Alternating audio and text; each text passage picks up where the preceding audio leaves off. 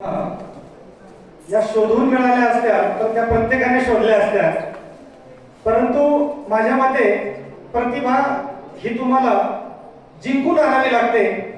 त्यामुळं प्रतिभेचा शोध कोणाचाही थांबत नाही असं माझं मत आहे.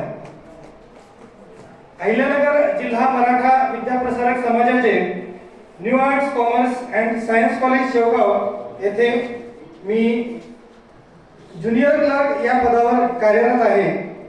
त्यासोबत थोडंसं लिहिण्याचाही मला आवड आहे आणि म्हणून मी आपल्या समोर कविता सादर करत आहे.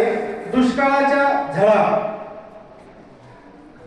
2013 साली महाराष्ट्रामधील अहिल्यानगर, सोलापूर, बीड या भागामध्ये प्रखर दुष्काळ पडला होता सर. आणि ही कविताही 2013 सालीच लिहिलेली आहे, परंतु हिला व्यासपीठ मिळालं नाही. आज शेंडे सरांच्या रूपाने मला या कवितेला व्यासपीठ द्यावं वाटलं. त्यांनी मला संधी दिली, म्हणून ही कविता आज या ठिकाणी मी सादर करत आहे. कवितेचे बोल आहेत. दुष्काळाच्या झळा जशा बाळंतणीच्या कळा. दुष्काळाच्या झळा जशा बाळंतणीच्या कळा. सुरी फक्त शेतकऱ्यांच्या गळा, दुःख नाही इतरांच्या भाळा.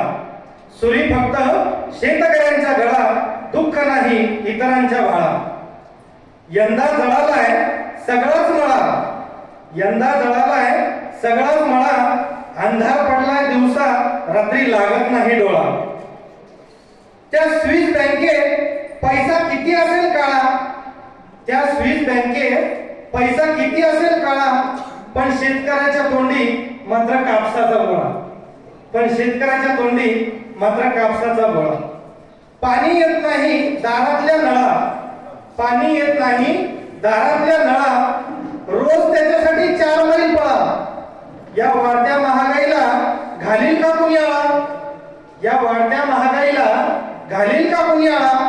शेतकऱ्याच्या दारावर लावलाय तिने टाळा. आणि दुष्काळाच्या झळा जशा बाळंतणीच्या कळा.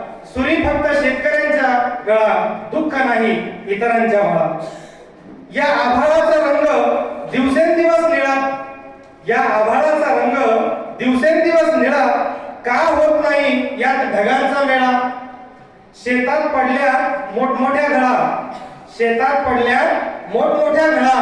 आणि त्यातून निघतायत रक्ताच्या ज्वाळा. आणि दुष्काळाच्या झळा जशा बाळंतणीच्या कळा. सुरी फक्त शेतकऱ्यांच्या गळा, दुःख नाही इतरांच्या भाळा.